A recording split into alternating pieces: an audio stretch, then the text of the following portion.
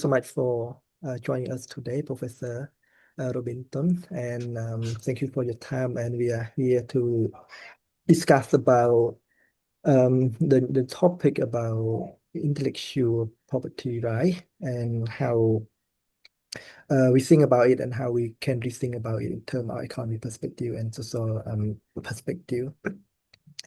And I I would like to start the session now, and today discussion is seem to be different from what we have done before because last time we did like a lecture, but today it's kind of a panel discussion. So we have prepared some research question and crucial question on the current topic, and we will ask you directly to the question. So. My first question is we know that the current statistical system is cannot capture everything that has happened in the economy because as we saw, for example, intellectual property right, women work in informal sector and as well as freelancer. Actually, they has contribute a lot to the economy development of the country, but their performance did not capture by statistic or by GDP. So just want to ask your opinion, what is the problem with that and how we can deal with it? Yeah, so Kosal first, and colleagues at YSI, Sattwick, Kenneth, it's good to be with you all. I've been to many YSI events. I've followed them in person and virtually, and they are always inspiring because we're connecting with the next generation. And the kinds of topics you cover are those that your generation will be much more concerned with than mine was. And your opening question is a very good example of that. So if you go back to the 1940s, when the current system of global governance and economics that we more or less have was developed at Bretton Woods and then at San Francisco, we faced that same kind of world. It was a world that was balkanized. It was a world that was divided into camps, a world in which a relatively new economic theory, the Keynesian revolution, had just happened. And it was a world in which cooperation was in short supply. Cooperation in everything, so that what one country measured as consumption or savings or investment was not the same as what other countries measured. And there were some countries that didn't do it at all. And many countries were war-torn. So the question of having a statistical system, as we know it today, was itself a challenge. So without overdoing the analogy, I'd say the UN came together and created something called the System of National Income Accounting, which is the basis for which economic statistics to this day operate. We now have standardized definitions of all the major and minor economic aggregates. Statistical agencies cooperate on how to go about doing things. When, as in Indochina, countries are liberated or new countries come on stream, other countries, I know Sweden, my country, Canada, did that in Vietnam and Cambodia and Laos, build capacity of statistical agencies to create the database that policymakers need to make sensible decisions. And so when we now fast forward to the world that is driven by IP and by intangibles, I think we face that same kind of situation. We do not have strong and consistent measures of intangibles. Intangibles, and we'll get into that perhaps, have components. Intellectual property is one, goodwill is the other, branding is another. There's lots of ways in which value resides, which we know matters, but we don't have the same system to measure it. And so one thing people like me have been saying for some time is that one should create a global public good, just as the system of national income accounts was created in the 1940s and implemented, that captures this new world so that We have standardized definitions. Right now, the European Union countries, so through Eurostat, cooperate. The OECD is doing some work in this, but there is not a universal system of measurement, which is what we need to understand what the trends in the data are. And so we're going to have to start somewhere. One could pick up on where the Europeans are, where the OECD is, and generalize it. This is an ideal kind of case for what something like the G20 could put its weight behind and say, look, whatever else we agree and disagree on, here's a small technical thing that would make a big difference. And so that's the spirit of my thinking on measuring this new world.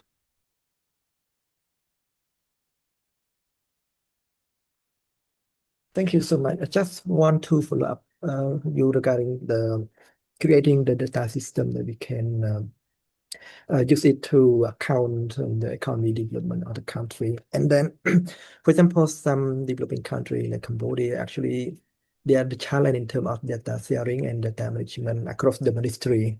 And then could be the challenge. So what do you think the developing country can, try to work better performance in terms of data management? Yes, we live in a new world. This is not the world of the third industrial revolution. On the other hand, some countries, we call them developing countries, that's fine, have always been at a disadvantage. In any phase historically, you have countries that are haves and have-nots, countries that are advanced and not. And so this is just one more challenge that I think a developing country faces. It isn't as if developing countries were wholly participating in the industrial and manufacturing economy or the service economy either. And now we have this come our way. I'd say one can again, look at history. When you look at the countries that have done well with digital technologies, of course, the US and China, the European for the most part, but actually no, Europe and Canada are lagging in this. But then when you look at patenting data for things like green tech and for AI, what you find is that South Korea is making waves. India, although it's more open source based, so it's not commercializing its value, is actually has a very strong digital backbone and a very strong digital stack. Estonia has made something of itself. Israel, Taiwan have made something out of all of this. And so I don't think this is the exclusive remit of existing advanced countries. If you have a national will and a strategy, it seems to me that we will make way forward. Two other points. Although they are a small proportion of value, one thing, as you all know, that's hugely important in this new world is critical minerals. These are concentrated in a few parts of the world: Central Africa, extreme North America, northeastern China. That's raw materials has been a traditional value of many developing countries in Africa and elsewhere. Here's one more example where if a cartel or some kind of systematic way of organizing the production and sale of critical minerals was organized, the countries that hold them would capture more of their value. That's a standard way of capturing value through economic history. There's nothing new, there's nothing digital about that. And finally, and this is the new frontier, data. Data is now, some people think of it as a fifth factor of production. Whether it's that or not, it is certainly crucial to driving AI and digital technologies. Data is something we all, as individuals, generate. Where do the majority of the people in the world live? In developing countries. Therefore, the majority of the data that can be generated actually resides in developing countries. And so finding ways to market and to organize and to hold and to use data is an economic development strategy and an asset that developing countries should be thinking about more carefully. If they don't, they will get railroaded. There's a recent example, I think a week or two ago, where Kenya has effectively handed over all of its health data for the next 25 years to the US as part of a US global health data initiative. And it's done so over 5 years at about $5 per Kenyan per year. So, you've kind of given away all of the data and all of the promise that that data holds for $5 per Kenyan. So you have a cash-strapped, debt-ridden, relatively poorly governed country being bamboozled into these kinds of unequal deals. So developing countries, I think, have a lot to think about and act on themselves before we quickly assume that they have no agency or that somehow someone else will do something for them. They won't. I think there have to be creative ways in which developing countries come together to manage what is now their biggest asset, which is data. Thank you so much. This is interesting. So now I want to move to industrial policy because we saw that there are two streams of the value now come from intellectual property, software, and firm level competition. So how should large developing countries redesign industry policy to avoid being trapped in a low tech value global production? And another question linked to that, how can small economy in the global south do when there's many things that they want to do within limit human resource and capital? So yeah. Yeah, actually, I think I covered some of that in my answer to your previous question. I think there is a value chain. And as with industrial manufacturing, the idea is to move up the value chain, right? And so one could sell completely unprocessed critical minerals. One could simply give away one's data, or one could process more of that at home. One could have more restrictions on data, that there are ways in which developing countries can participate by moving up the value chain. Currently, the big thing is to locate data centers, which tend to be very heavy users of water and energy. In fact, if you're energy rich, or if you have renewables that can do the trick for you, then that's an option. And you can then manage and control what the data centers do as well. It is not out of the question for developing countries to create consortia in which intellectual property is created and kept for home use.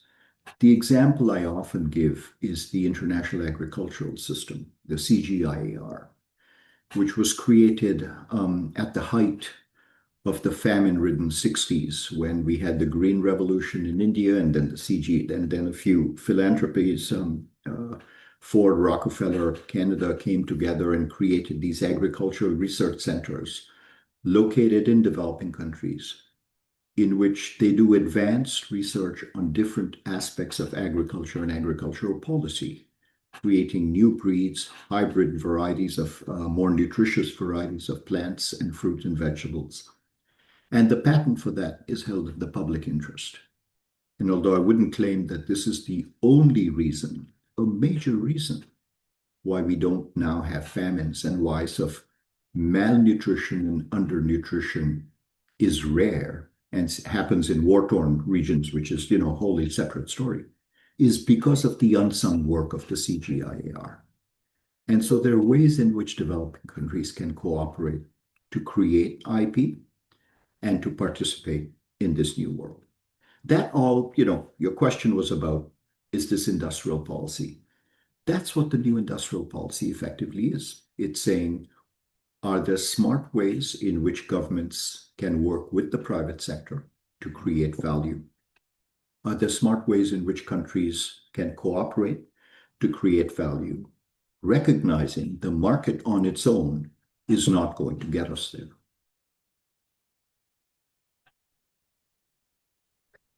Thank you. So, link to another question, because you already mentioned about AI, but I don't want to ask it anymore because you already covered it. So, regarding to the market structure and democracy, so we saw that in intangibles, economy trend to generate concentration through network effect, scalars, and data advantage. How can society balance the efficiency of the concentration with the need to pursue competition, accountability, and democratic oversight? I'd say this is the big public policy question of our time.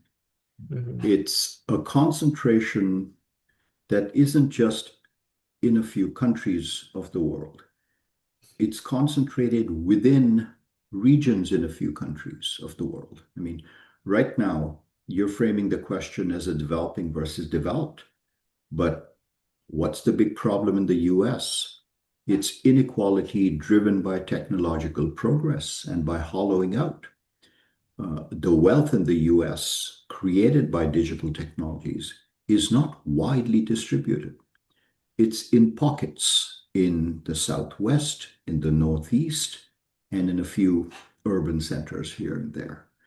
So the fact that innovation happens and is concentrated in literally pinpoints in different parts of the world is not coincidental, and it's a universal problem. Second, as you correctly, in my view, pointed out, this technology seems to exhibit economies of scale. It's a bit of a natural monopoly. Data is a very good example of that. The more data you have, the better your product.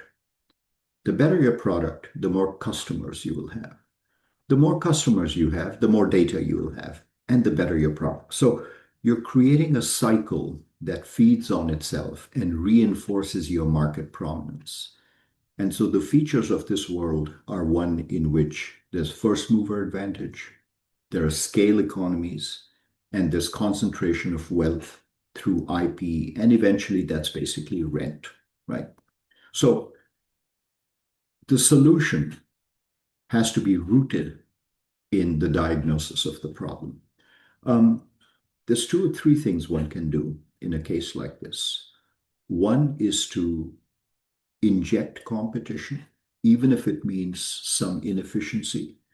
Basically, the antitrust lawsuits in the US and the EU are essentially making that trade-off and saying, we'd rather pay a bit more for the product through competition than have a seemingly, in quotes, purely efficient solution in which one firm only produces the lowest price product, because that's no longer going to be the lowest price product in the long run. Once you have an entrenched monopolist, we know that the monopolist will use his or her rents to gain political power and to prevent others from joining or improving the product. So contestability of markets, ensuring that markets are at least open and that you don't have predatory takeovers. All of that arsenal has not gone away. It's a question of enforcing it.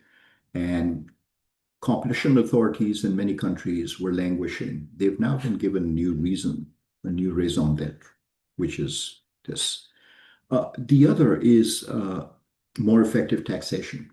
So if you accept that, well, this is the way it is. It's a natural monopoly. There's no point getting in the way of the efficiencies that a natural monopoly brings. Let them perform. Then there's all these profits that are being gained. And I think we will see, as we're already seeing here and there, profits taxes are going to make a comeback. We've kind of concentrated on consumption-based taxation for the past 30 or 40 years. And we're going to want to move back to an era in which one taxes profits. Finally, taxing profits and redistributing them, that's all what's called distribution policy, right? There is now an emergent literature on what's called pre-distribution. In other words, to say, before you get to the stage where someone else is making a whole bunch of money that you tax and take away and do good things with, is there a way to deal in society? Is there a way to deal in citizens into this tremendous economic growth that we're seeing as a result of new technologies? So data trusts would be one example of that. Since most of these technologies are driven by data, and data is what you and I and all of us generate and frankly own ourselves if we wanted to, can we make citizens shareholders in these new forms? In many countries, a lot of this work gets done by academics in universities. Can the university, especially if it's a publicly funded university, take an equity position in every startup that faculty create? No questions asked. We will take 5%. After all, you owe your salary and your career to publicly funded education.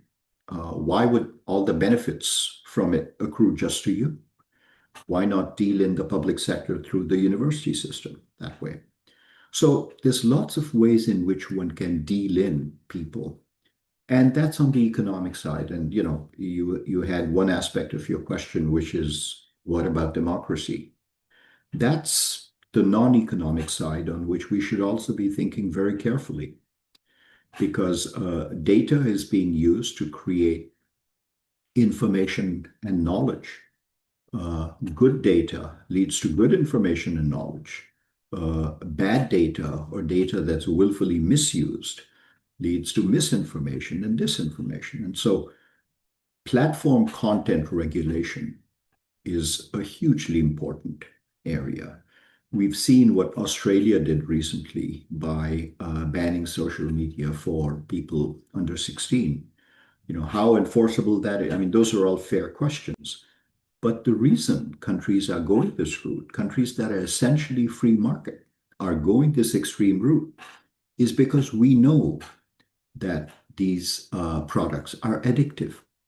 They're addictive because they hook us onto screen time at an early age when the brain plasticity is still forming. And so there's now lots of evidence from neuroscience that the brains of young people are forming in a way that they can be shaped. And if they get shaped the wrong way through screen addiction and bad stuff on the internet, then you're creating bad citizens. And that's not good for how societies evolve. And so this is now taking us way beyond our economics 101 thinking. But I think public policy has a real challenge here to safeguard economics and society through the use of new technologies. And we're at that cusp where this all goes, we don't know. But at least we should be talking about it. No.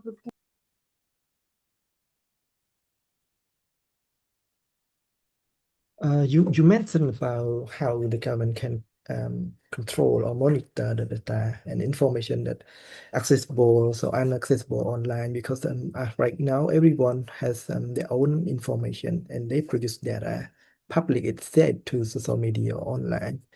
And for company, they have information, so the possibility that they can generate more profit from their information and the data is much higher than before.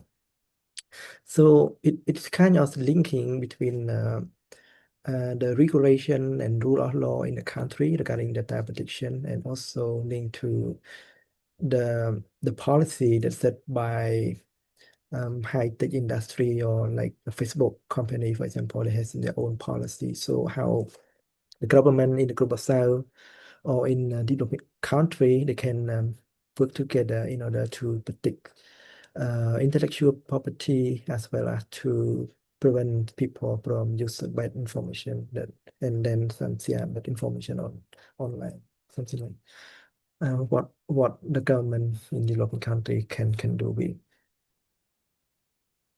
I think whether you're a government in a developing country or developed country, the challenge is the same and the options are the same.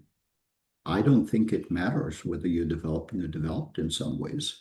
In fact, one could argue that in the US and in China, which is the other extreme in terms of market model, um, these companies have huge power, which they have gained by using the political system. In a developing country where the stakes perhaps are lower, maybe these companies haven't entrenched themselves in the political system the same way. So I think there's a lot to be said for regulation. I think there's a lot to be said for finding ways in which again, history is never a perfect analogy, but there was a time when the free press was truly unregulated and scurrilous and free. And what we now have, we have libel laws. We have ways in which the journalism that people have access to is in some ways managed within a broad framework, within a broad normative ethical framework. One can make the same case about social media. And this is where the debate is are social media companies responsible for the content they carry? Or are they simply the plumbing and the pipes that, it's not we don't know what you put into our pipes. We just gave you the pipes. That argument was holding 5 and 10, 15 years ago. That's no longer holding. No one seriously believes that social media companies can be completely libel-free in any of this. And so we have to find ways in which content is regulated without that becoming a state enterprise. And so there are models of self-regulation, which I think are hugely problematic. There are models of government regulation, and we have to find that happy medium. We're not there yet anywhere, but that's where this is all headed. So linked to this, we have see that how can political party governance with transparency and accountability when they are addressing corruption issue that support in order to support good governance. It's kind of challenging because working Say that on again. I didn't catch that. Say it it's like slowly and clearly. yes. So how can the government work in order to have transparency and accountability when they are also work to fight corruption? That's not new to the digital era. I mean, accountability and transparency while avoiding corruption can be said of every regulatory feature that we've seen governments try and implement through history. There's always going to be some state capture. There's always going to be some money that comes in the way and influences. I think in this case, what I draw hope from is that more and more people are recognizing that their Facebook account is not truly free, that this is not some great gift that they've been given that they can have fun with, that it comes with costs, that they see around them how people are damaged by cyberbullying, by misinformation, by outright lies. And so public pressure, even in an autocratic country, governments want to be popular and accountable to their people. And so I think public pressure, there's no substitute for public pressure. The other thing I'd say is it's a very long-term solution, but we use our education system to create good citizens. We call it civics, civic literacy, public literacy. We have to use the education system to create good people. That's what education is about. It's not about creating good engineers, I mean, that too, good accountants and good engineers, but it's actually about creating good people, good, well-rounded, thoughtful people. And so the education system now has this fresh challenge, is to create good people and to create good citizens in the face of all this tremendous information around us. The good news is you and I now have access to more information if we're curious and ask the right questions than we've ever had. So one has to look at that bright side and maintain that. And I think the education system and the pedagogy that it uses has to be harnessed in this direction.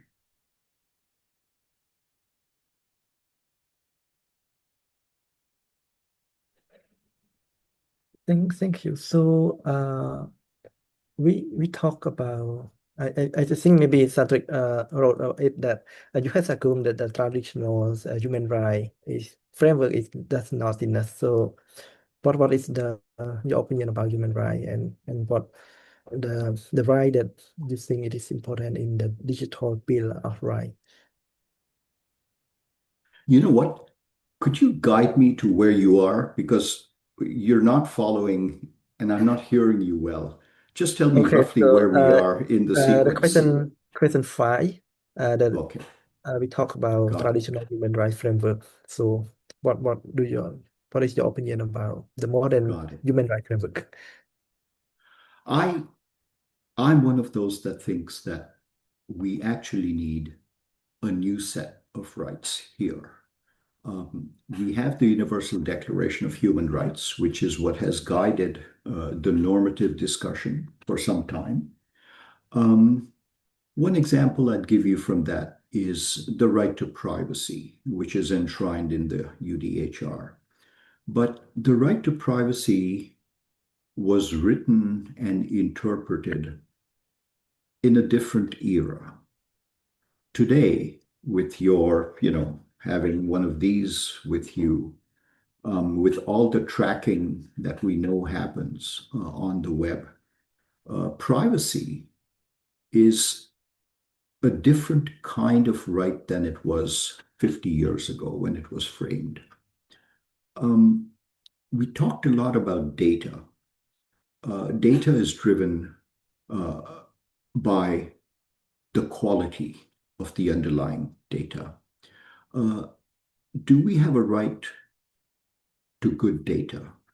Do we have a right to good information? Is that a right in the same league as a right to clean water or to clean air? Obviously, without clean air and clean water, we cannot survive.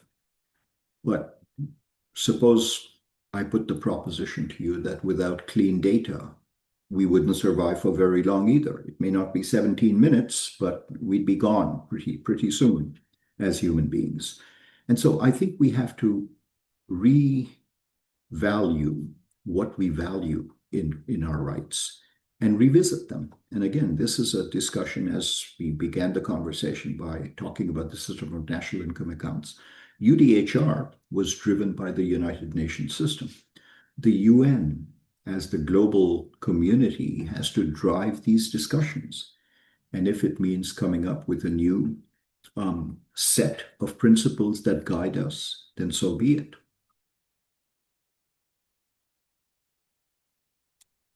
Thank you. So I want to discuss about sorry, intellectual property right, rich and intellectual property poor society. So we see that the ability to create, to protect, and commercialize intellectual dominant success in tangible economy. So is this the new economy or the unequal?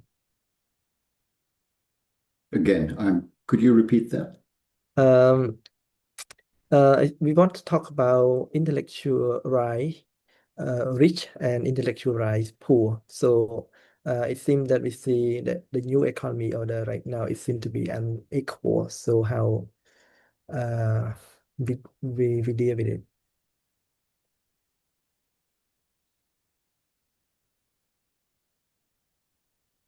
Can I'm you got it? No, just try that again one last time. Sorry.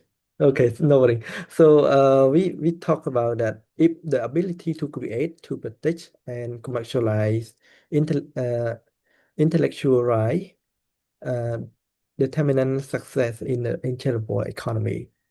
Is it the new economy or the unequal? Yeah.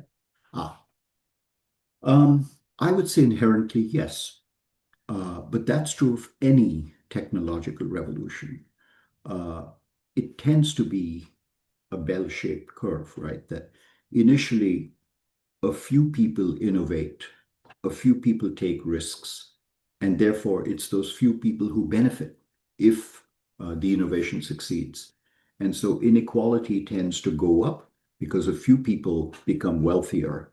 And then over time, societies find a way for that wealth to be dissipated and to be more broadly distributed.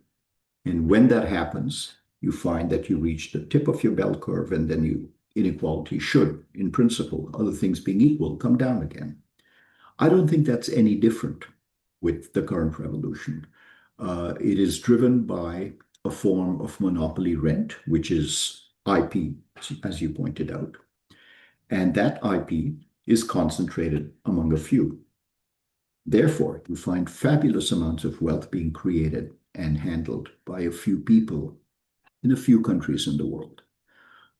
The challenge for public policy, as we've discussed in the past half hour or so, is to then find ways to socialize all of that private wealth. Not all of it, but because you still want to maintain incentives to innovate and to take risk, but find ways in which broader society benefits from these innovations, whether that's through taxation, spending, or pre-distribution policies or broader education policies. It's a wide menu. I don't think there's a right or wrong, but I do think that there's tremendous room for public policy here, and it's not all after the fact. I think we should be thinking seriously about dealing in societies earlier on. I gave you the examples of the CGIAR and data trusts as two ways in which one can actually build in distributive consequences from an early stage in the innovation process. Thank you.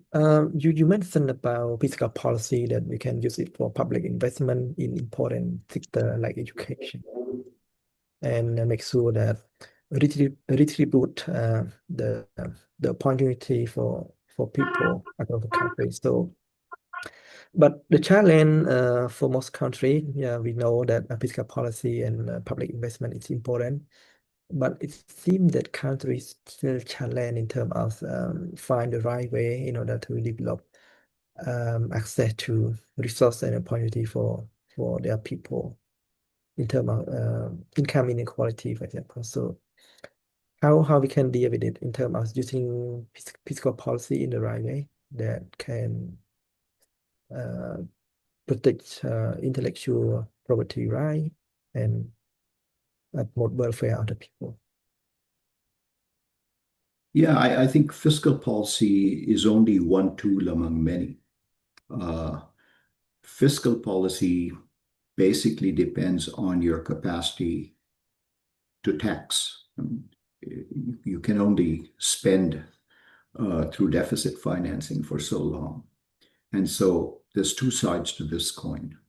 One is how much revenue does the state manage to generate through the current revolution?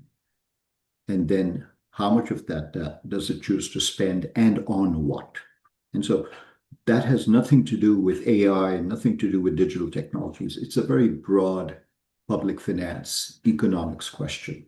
It's one that each society would land at differently. I would reiterate the point I made earlier that I think we should be thinking much more carefully about profits taxes because that's where the wealth tends to be generated and less on consumption.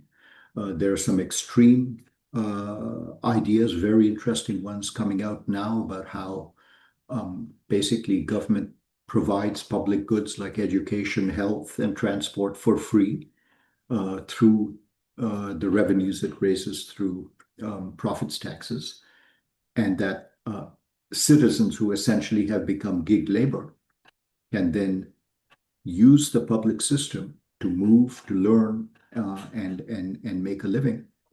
There are ways of organizing all of that. I don't, again, believe there's a right or wrong, but I think fiscal policy is one aspect of that. But I think competition policy matters a lot. Certainly monetary policy matters a lot as well. And non-economic policies matter a lot. I think I would come back to the points about platform regulation and about ethical frameworks, which is what the job of governments should also be. Thank you so much. So I think I would close the session now, but I give the floor to Sattwick for open the discussion. Thank you so much. Thank you, Kosal. Thank you, Rohinton, for this wonderful conversation. I've been listening and I learned a lot, and I won't hesitate to say that. Those who don't know Professor Rohinton Medhora, he's a professor of practice at the Institute of the Study of International Development at McGill University in Montreal, Canada. He was a former president at the Center for the International Governance and Innovation at Waterloo, Canada, where he remains a distinguished fellow. Rohinton sits on the board of several non-profit organizations. He was a member of Commission on Global Economic Transformation and the Lancet and the Financial Times Commission on the Governing Health Futures 2030. And is a founding member of its successor, the Digital Transformation for the Health Lab at the University of Geneva. So he's quite known, and he's quite known in YSI circle. I hope you all know him. Could you please mute yourself, Abdul Aziz? Yeah. I don't know how to mute you. Okay, let me continue. So I would be encouraging everyone to ask their own question. I have seen, Rohinton, with your permission, I would like to request Orpon Chakraborty to ask his own question. Is he around here now? No? Yeah, I'm Yes, around. Orpon Am I is here. audible? Yeah. Yes, you're Yeah. on. So, yeah. Thanks for a really nice session, Professor Medhora.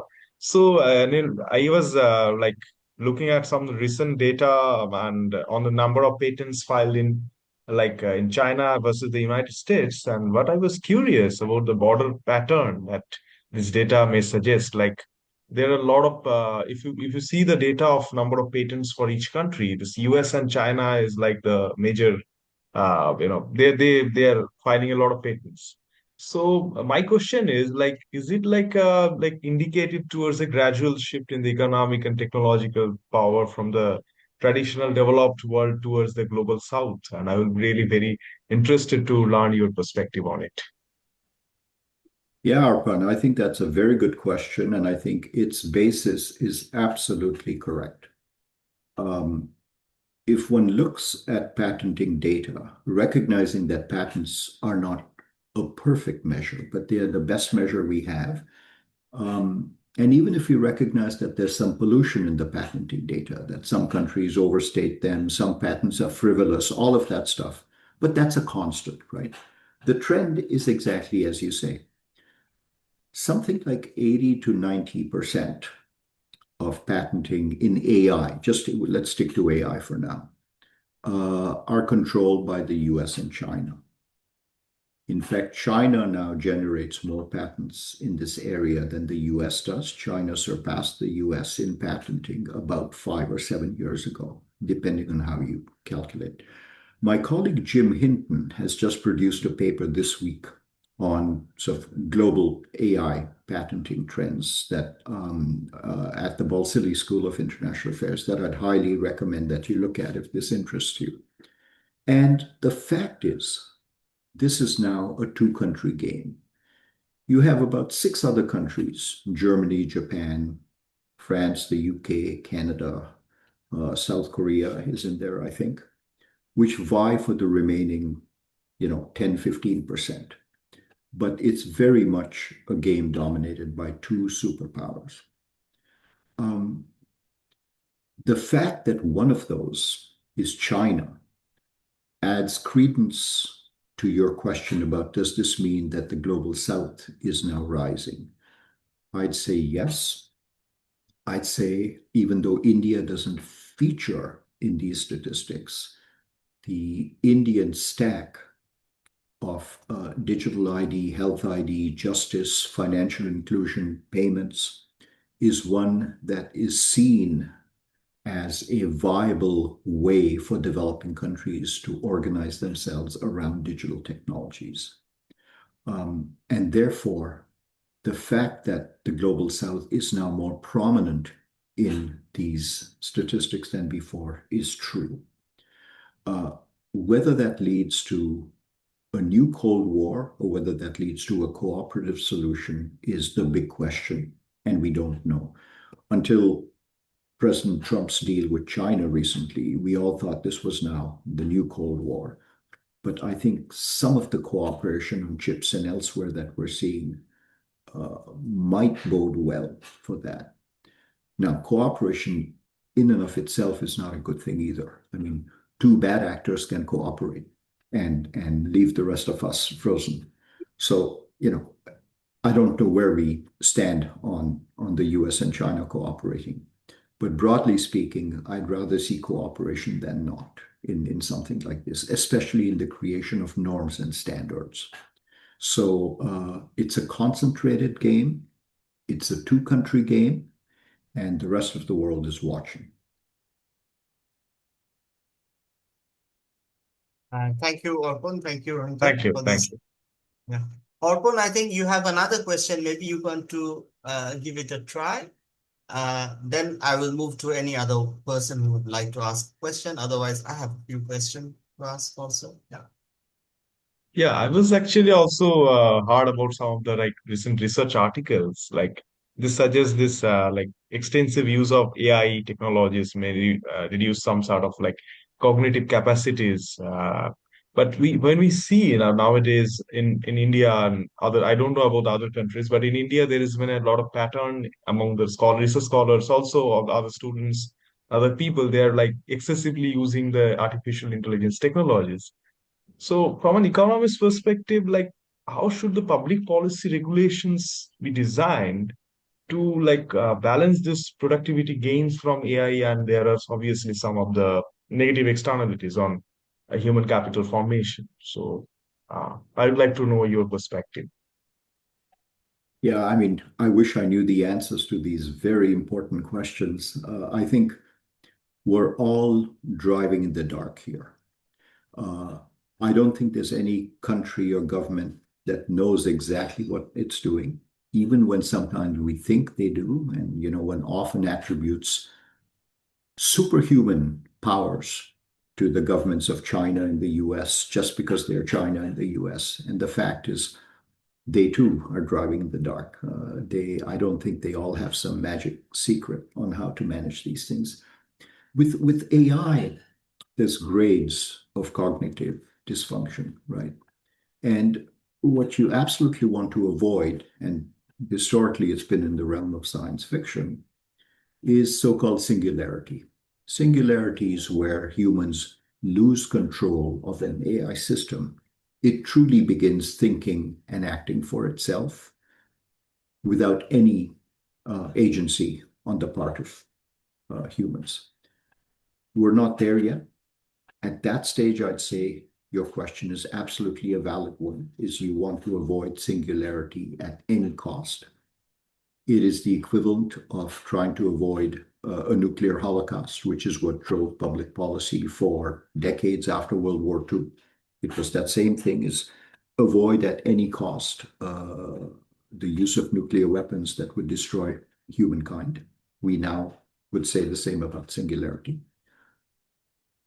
Short of that, I think the sense is that AI can be empowering, that AI can actually be used to raise productivity, but also human capabilities, and that some tasks can be automated, but not others. I think the risk, other than the risk to cognitive function with AI, is also employment. And there's now the sense that if AI and robots take up more and more of the low-end manufacturing, which they already have manufacturing jobs, and even some of the middle-end jobs, and if AI, as the research shows, is actually going to dominate the professions like accounting, law, then what's left for humans to do? I think that's a real question, because historically, development has functioned on the premise that every technological revolution displaces a few people, but it creates more jobs than displaced over time. That may not be the case anymore. And if that isn't the case, we will have to revisit what we as human beings do to pass our time. It's a dry way of putting it, but we have to revisit the labor-leisure trade-off. How? I mean, can we spend more time caring for each other? Can we spend more time talking to each other and listening to each other? I think there's very interesting things that we as human beings can do if we were freed from the drudgery of having to earn a living. But it's not going to happen in my lifetime. And so I worry about it less than perhaps you should. Thank Thanks. you, Rohinton. Thank you very much for this wonderful answer. So anybody else would like to ask any question? Okay, yes, Kenneth, please go ahead. Hi. First of all, I've really enjoyed this discussion. Thank you. Everything's been really interesting. I want to ask about again, or maybe revisit the discussion about patents and inequality and whether the inverted U sort of is still holding. And I guess so. My understanding or is that, or what I've sort of, I don't know, what I've been thinking or sort of learned or think I've learned in the past is that um, any invention that when you go to commercialize it, if it has any sophistication, any technological sophistication, it's going inevitably to violate numerous patents that already exist and that are, concentrated in the portfolios of the big tech companies. And so therefore, the big tech companies essentially have veto power or are able to own any new inventions regardless of where they come from. Because they have all the other, big legal teams and you're inevitably violating their patents. And so even if you have one of your own little patent that you just invented. And so I've sort of been jumping to the conclusion, maybe prematurely, that patent law just as a whole is essentially today functioning to suppress innovation, contrary to where, hundreds of years ago where it was supposed to promote innovation. And so I'm wondering if maybe we should just get rid of patent law. Maybe maybe that's jumping, ahead a little too much. But anyway, I don't know. Yeah, so I guess the question is, this sort of is there really a tendency for patents to be to concentrate into a few powers and to sort of eat all the new patents to build their own power? And if so, I don't know. What are your reactions? Yeah. No, I'd say like a good economist, I'd say the answer is it depends, right? So patents are an artificial monopoly provided to innovators to give them the incentive to take risks, benefit from those risks over a fixed period of time. So the simplest answer to your dilemma would be to say, has the patenting period, does it need to be revisited? So do we need to go from whatever, 15, 17, 20 years to something more or something less? But patents, once you're past the patenting period, are indeed public knowledge. The second thing I'd say about individual patenting, which you raised correctly, is that patents don't have a value except when they're bundled with each other. It's rare that a single patent is going to create value.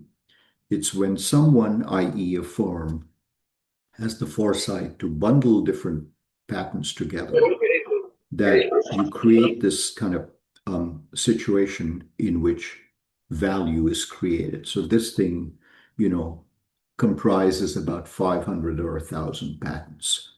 Each and every one of them on their own has very little value. So if you're sitting in your garage and you come up with a patent and it's bought over by some big firm that then uses it to make something like this, and that firm is an oligopoly or monopoly, I'd say exactly correct. You could have done nothing with that patent on its own. So gains don't accrue just to innovation simply, but also to innovation jointly. Is how do these things come together to create something that we value? And so those are all the reasons why we're seeing monopolies rise through technology. If we got rid of patents, I think that's basically the open source movement. And what we see with open source is when it began, it was seen to be all the rage, and we thought it would replace proprietary software and so on. And the fact is, it hasn't. Open source has its uses. Proprietary software has its uses. And it's a question of finding that balance. The final thing I'd say, and I alluded to this in the Q&A with Kosal as well, is we might want to think of the patenting game as being a public game. And so just as in international agriculture, we have found ways in which to create value for the public good. And same can be said of particle physics with CERN. Can we create more of these global public entities, say in health, say in fighting pandemics, in medical research, where in fact research is done in the public interest and therefore the benefits go to the public? That can all be done keeping in mind that we have a patent regime that's not perfect. But I don't think dismantling it is the answer. I think tinkering with it and using it to our advantage is the answer. Thank you. Thank you for the question, Kenneth, and also the answer. So I have one question from my side, at least. Anyone else? Should you have a question, you should get the chance. Okay, let me ask that question. So while listening to you, Rohinton, today I thought about my two favorite concepts, which are power and ethics. So I was wondering how economists, young economists, should begin thinking about these two concepts in their research, because often we kind of ignore, we allude to them that, okay, there is whenever we say negotiation between one party and another, we are talking about power.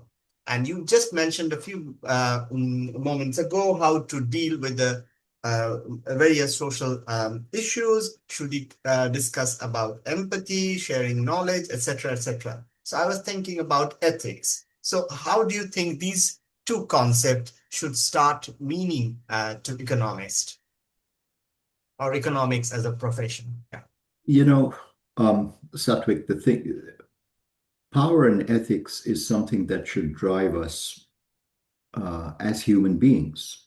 The responsible use of power and the embodiment of ethics in everything we do. I don't think it's special to economics. I don't think economics is exempt from all of this. But it is the case, if I had to be critical of our profession, that we kind of gloss over the normative basis of economics. We might teach it in the history of economic thought, which no longer is a compulsory course in many universities. We certainly don't seem to teach it in introductory economics. I learned more about power and ethics through my courses in economic history, actually. So I think we can come at it differently, but I don't think we can avoid it. Neither is an impossible concept. To begin with, ethics.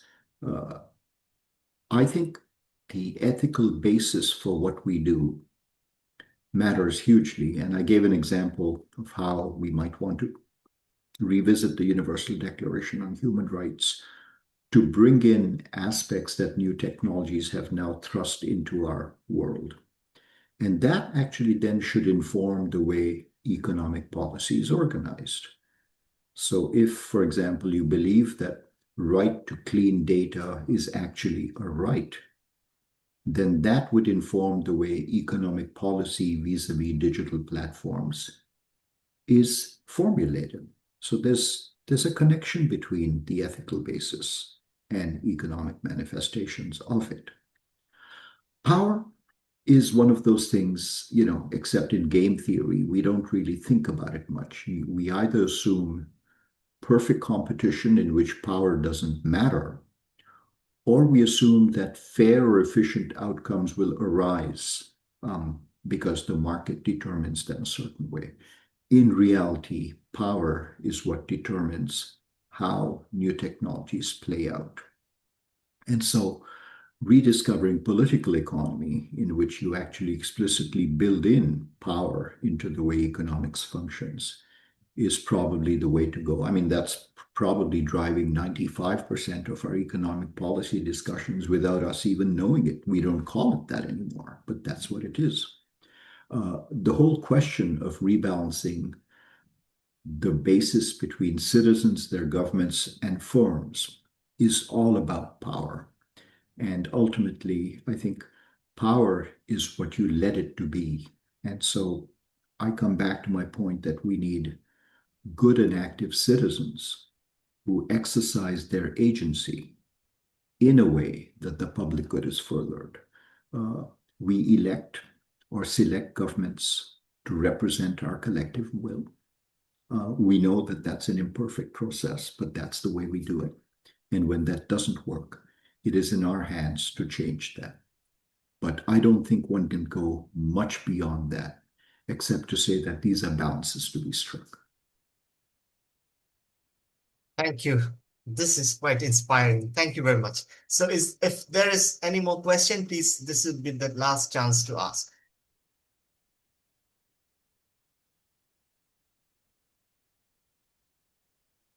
Okay, wonderful. We're just over 1 hour. So with that, I would like to thank Rohinton, of course, my fellow organizer, Kosal, who is joining us from Cambodia, and all of you who asked questions, Kenneth, of course, and Orpon, very much. Appreciate it a lot. And others who joined us, please do consider joining us time to time in YSI platform. Next time, we're going to discuss about capitalism and slavery. It's going to be very exciting and radical, I promise you, like this one also. Yeah. Thank you, Rohinton. With that, I'm ending the recording, and thank you very much for joining us.